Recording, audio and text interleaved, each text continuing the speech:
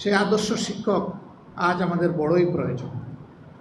এবার আমার একজন মহান শিক্ষকের গল্প বলে আমি কথা শেষ করব, যে গল্প অনেকবার হয়তো আপনারা শুনেছেন, আবার শুনুন। তিনি আমার প্রাইমারি স্কুলের শিক্ষক। চতুর্থ শ্রেণীতে পড়া অবস্থায় অর্ধবার্ষিক পরীক্ষার পরে তিনি এসেছিলেন। এর আগের অধ্যায়টা ছিল আমাদের বড় কষ্টের, অনেক কিছু না পাওয়ার। তিনি একা শিক্ষক, 5টা ক্লাস সামাল দিতেন। 3 মাস পরে হেড টিচার এসে তার সাথে জয়েন করেছিলেন। কিন্তু তিনি ছিলেন একটু ইউনিক।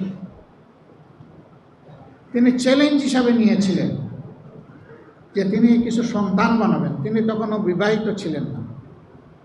তিনি স্কুল শুরুর সময় ঠিকমতোই আসতেন, কোনোদিন তাকে আমরা দেরি করতে দেখিনি।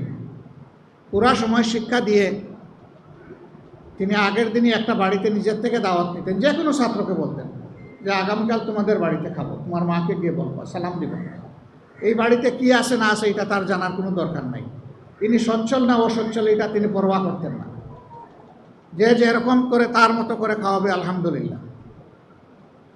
আসরের পরে খাওয়া দাওয়া করলেন, মাগরিবের নামাজ ওই মহল্লায় পড়লেন, নামাজ পড়ে অন্য মহল্লায় চলে যেতেন, এই মহল্লায় থাকতেন না।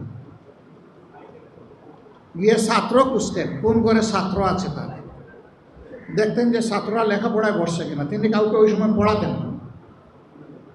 দেখে দেখে তিনি এশার নামাজ পড়ে তারপরে তার বাড়ি এখান থেকে 2.5 মাইল দূরে বাইসাইকেল চালিয়ে কাঁচা রাস্তা দিয়ে তিনি চলে যেতেন। এটা ছিল তার সপ্তাহে 6 দিনের রুটিন। আমরা যখন ক্লাস 5-এ উঠলাম তখন আরেকটা চ্যালেঞ্জ উনি নিলেন যে আমার স্কুলে বৃত্তি আনতে হবে। আমার স্কলারশিপের জন্য তিনি কোচিং শুরু করলেন। আমরা একটা সময় টাকা দিতে চাইলাম।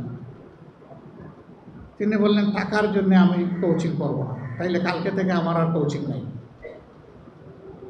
আমরা বই আর টাকা দেওয়ার কথা মুখেও আনি। সব শেষ করে আলহামদুলিল্লাহ ফলাফলও তিনি হাতে এনেছিলেন।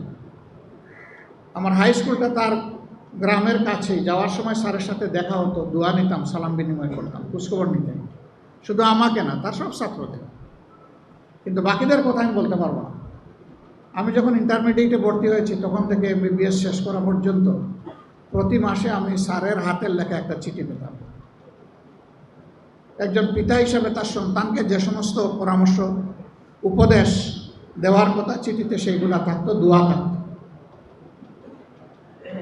আমার যখন MBBS গ্র্যাজুয়েশনটা হয়ে গেল তখন আমি স্যারকে প্রথমে চিঠি লিখে জানালাম, তারপরে আমার পিতাকে লিখলাম।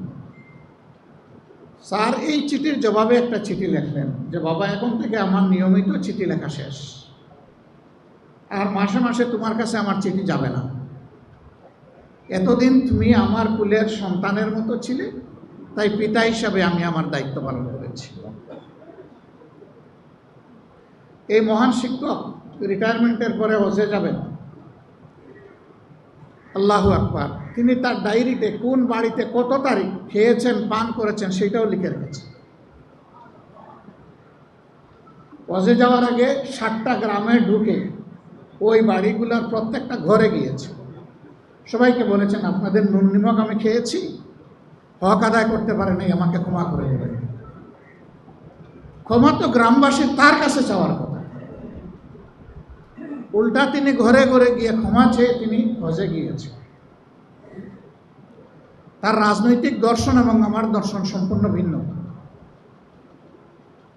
কিন্তু আমি আমার গ্রামের বাড়িতে গেলে তাকে এক পলক না দেখলে আমি বুঝি যে আমার বাড়িতেই যাওয়া হয়।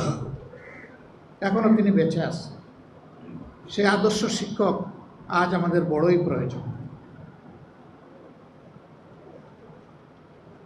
সমাজ যেন আমাদের শিক্ষকদেরকে সম্মান করতে পারে, আর আমাদের শিক্ষকরাও যেন ছাত্রদেরকে সন্তান হিসেবে তুলে তুলে নিতে পারেন। তাহলে ইনশাআল্লাহ আমরা একটা বিউটিফুল সোসাইটি পেয়ে যাব। এবং অবশ্যই শিক্ষা হতে হবে কোরআনের সেই আয়াতের আলোকে, ইকরা বিস্মি রব্বিকাল্লাযী খলাক। পড়ো তোমার সেই রবের নামে যিনি তোমাকে পয়দা করেছেন। অর্থাৎ রবের দেওয়া শিক্ষাকে বুকে ধারণ করে বাকি সমস্ত শিক্ষার বিকাশ ঘটাতে হবে। এই জন্য আমরা যেখানে যাই বলি যে আল্লাহ যদি কোনোদিন এই দেশ পরিচালনার দায়িত্ব আমাদেরকে দেন, কবুল করেন, এটা আল্লাহর ইচ্ছা। জনগণের ভালোবাসা সিক্ত হয়ে যদি আমরা যাই, তাহলে আমাদের প্রথম দায়িত্ব হবে শিক্ষার সংস্কার সাধন। শিক্ষককে শিক্ষকের মর্যাদার আসনে বসানো আর ছাত্রদেরকে দেশ গড়ার কারিগর হিসাবে তৈরি করা, যাতে একজন ছাত্রের হাতে তার শিক্ষার পাঠ চুকানোর পরে যেভাবে সার্টিফিকেট আসবে, কাগজের সার্টিফিকেট, ঠিক তেমনিভাবে তার কাছে আসবে কাজের অফার লেটার। এই দুইটা একসাথে তার হাতে পৌঁছবে। এমনকি তার গ্র্যাজুয়েশন অথবা পোস্ট গ্র্যাজুয়েশনের সেই সার্টিফিকেট আসার আগেই দুনিয়ার বহু জায়গায় ছাত্রদের কাছে কাজের অফার লেটার চলে আসে। আমরা নৈতিক শিক্ষাকে বিকশিত করে ওই শিক্ষাই আমরা এই দেশে প্রতিষ্ঠিত করবো ইনশাআল্লাহ।